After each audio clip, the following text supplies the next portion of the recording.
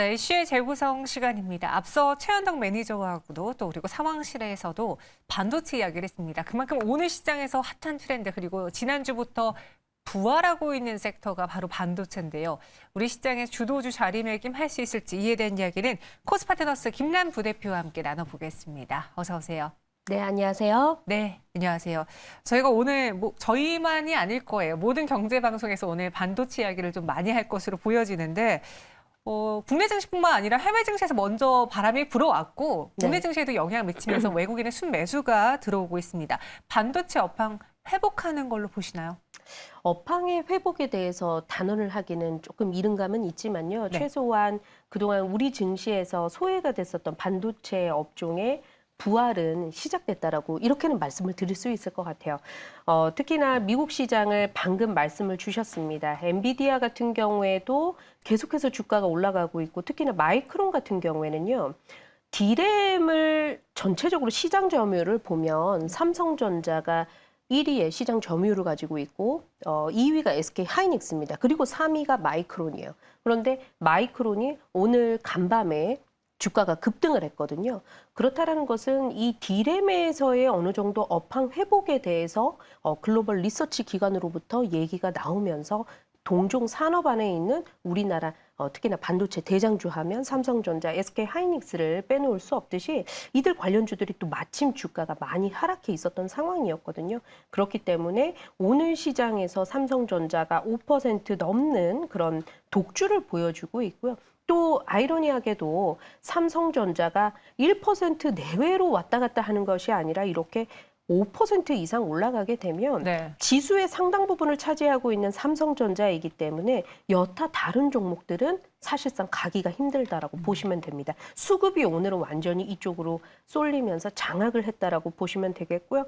그렇기 때문에 삼성전자와 관련된 반도체 관련주들의 움직임만 놓고 봤었을 때에는 오늘 뭔가 좀 시장 분위기가 좋은데? 라고 좀 볼 수 있겠지만 하락하는 종목 개수가 많고요. 또 지수도 불안정한 코스닥 지수 같은 경우는 또 1% 가깝게 하락하는 그런 모습들이 오늘 반도체주들의 부활 그리고 대장주의 큰 폭의 상승이 나왔기 때문에 그러한 모습을 보이고 있다. 이렇게 말씀드릴 수 있겠습니다. 업황 회복을 논하기는 아직은 이르지만 부활하고 있는 건 맞다라고 해주셨는데 근데 저도 이제 개인 투자자로서 증권사 리포트들을 참고하는데 네. 참 디램 가격에 대한 전망은 이걸 보면 이게 맞는 것 같고 저걸 보면 저게 맞는 것 같고 그렇죠. 증권가에서도 분석이 너무나 엇갈리고 있거든요.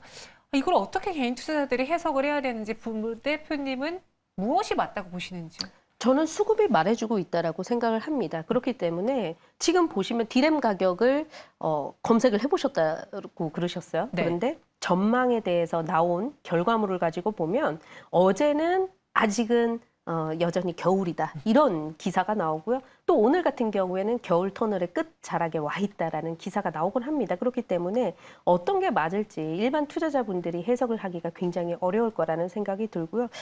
지금 제가 몇 가지 예시를 좀 들어서 말씀을 드려보자면 IC 인사이츠라고 있어요. 이제 글로벌 기관이라고 보시면 되는데 글로벌 디램 시장의 매출이 직전 분기보다 오히려 하락할 것이다라는 그런 전망을 내놓고 있고요. 대표적인 이유로 봤었을 때에는 우리가 4분기가 보통 재고를 처리를 하는 그런 시즌입니다. 그래서 재고가 많기 때문에 이 재고 안에서 어떻게든 해결을 하려고 하는 PC 제조사나 서버 제조사들이 많기 때문에 신규 물량을 발주를 하지는 않을 것이다라는 의견이 있고요. 또 반대로 오늘 마이크론의 주가가 폭등이 나왔기 때문에 대다수 이런 흐름을 놓고 봤었을 때에는 디램 가격이 서서히 하락 터널의 끝에 와 있고 이렇게 된다면 늦어도 내년 2분기에는 회복을 할 것이다라는 관측이 또 나오기도 합니다.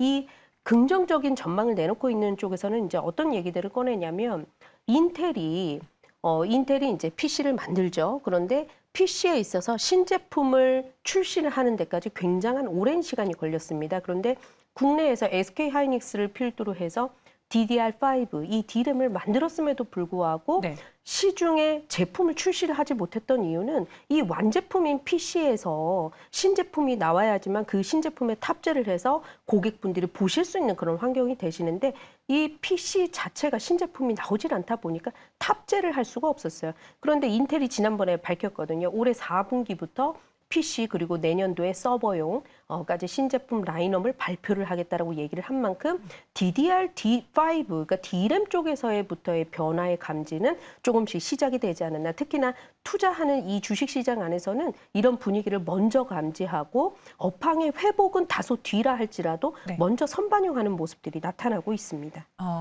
반도체 관련주들의 차트를 제가 한번 쭉 봤어요. 대표적인 종목들을 보니까 오늘로써 신고가를 돌파한 종목들의 트렌드가 네. 한 4개월 정도는 고점 대비 쭉 밀리다가 1개월 정도 바닥 다지고 지금 11월 들어서 아직 한 달이 채 안 단 상황에서 그동안의 조정과 행보를 다 뚫어내는 급등이 나온 그렇죠. 거거든요. 그래서 또 정말 순식간에 내가 매수할 타이밍을 놓쳤나 이런 생각까지 들었는데 지금 투자해도 괜찮은 건가요? 요새 시장이 그런 것 같아요. 정말 눈 너무 많이 깜짝하지. 올라서 네. 접근을 해보질 않으면 자꾸 다른 종목들이 올라가는 것만 쳐다보게 되는 그런 시장인 것 같아요. 그래서 네. 메이저 수급이 쏠렸을 때에는 한꺼번에 이 수급이 이탈이 되지 않는 한은 최소한 가격 조정에 있어서도 이제 서서히 조정을 한다든지 최소한 대응을 할 수 있는 시기는 분명히 주어질 것이라고 판단을 하고요. 그렇기 때문에 저라면은 이렇게 좀 다소 오름감이 있고 특히나 11월 들어서서 그 상승폭의 각도가 좀 가팔라지기는 했는데 아직 반도체 관련해서 뭐 여러 이슈가 완전히 나온 것은 아니거든요. 뭐 대표적으로 보면 이재용 부회장이 이제 미국으로 건너갔고 공장 증설과 관련해서 오피셜하게 뭐가 지금 나오지는 않은 그런 않았어요. 상황입니다. 이번 주에 발표한다고 그랬어요. 그러면 최소한 이번 주 그러한 얘기가 발표되기 전까지 특히나 또 미국 같은 경우에도 반도체 투자법 있잖아요. 인센티브 법안. 그것이 지금 하원에 계류 중인 상황입니다. 그런데 리쇼어링을 굉장히 강조를 하고 있는 미국 정부 입장에서는 결국 그 세부적인 내용의 변동은 있을지라도 결국 이 법안이 서서히 좀 타결이 되는 수순으로 가지 않을까라고 생각을 하고요. 그렇게 되면 글로벌 시장에서의 반도체 훈풍이 또 불 수 있기 때문에 이런 부분을 감안을 한다라고 했었을 때 아직 이슈나 재료가 소멸이 된 것이 아닌 이상 주가가 다소 올랐다 할지라도 조금씩은 뛰어들어가 보는 그런 전략이 맞지 않을까라고 개인적으로는 판단하고 있습니다. 네, 올랐다고 해서 그냥 넉넉히 있다가는 또 더 오를 수 있는 걸 지켜만 보는 상황이 그렇죠. 반복될 수 있기 때문에 투자해보는 것도 좋겠다 의견 주셨고요.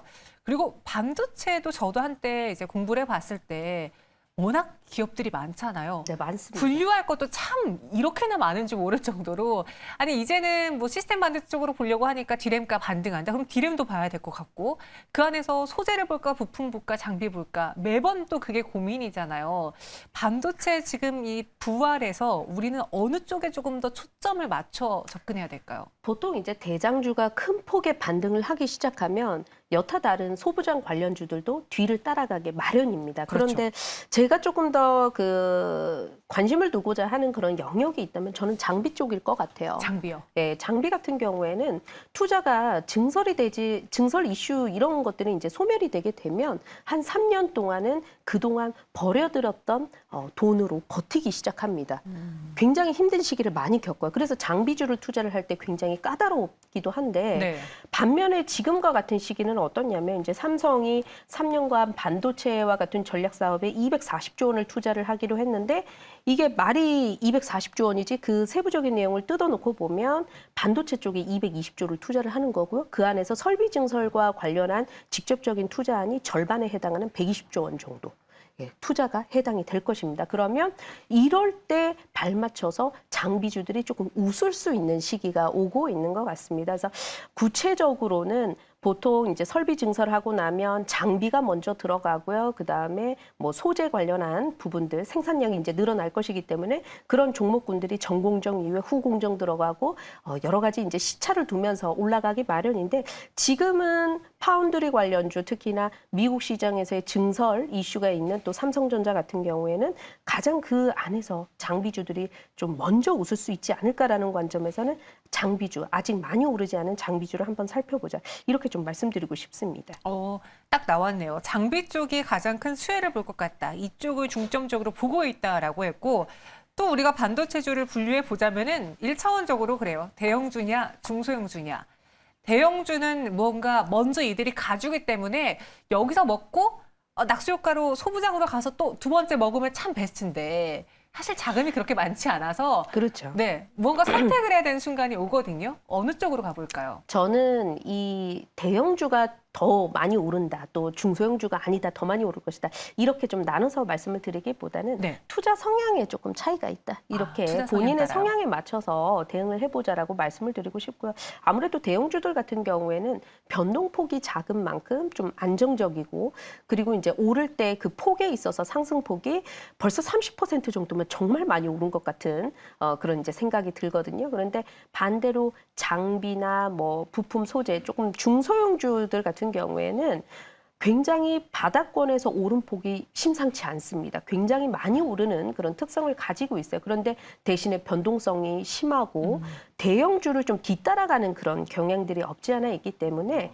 대형주가 뭔가 추세가 꺾이기 시작하면 중소형주들도 그 폭에 있어서 더 많은 폭으로 또 조정을 받는 그런 특성이 있습니다. 그래서 내가 조금 더 공격적으로 목표 수익을 조금 더 추구하는 공격적인 투자 성향을 가지고 있다 그러실 경우에는 중소형주를 택하는 것도 하나의 방편이 될 것 같고요. 아니다, 난 이번에 삼성전자 특히나 많은 분들이 8만전자에서 또 뛰어들으신 개인 투자자분들이 또 상당하기 때문에 내가 남들보다 조금 더 유리한 측면에서 접근을 하는 이 가격선에서 매수를 해보고자 하시는 분들은 삼성전자도 하나의 좀 대안이 되지 않을까라고 보고 있습니다. 네. 이 둘이 완전 반대로 가진 않습니다. 항상 같이 가요. 근데 순서냐 아니면은 그 증가 폭이냐 이런 차이가 있기 때문에 투자 성향에 맞춰서 판단하는 게 좋을 것 같다 의견을 주셨고요. 그럼 많은 글들이 올라와 있는데 이번에 장비 쪽 중에 넘버원 알려주실 수 있나요? 라고 또 글 올려주셨어요.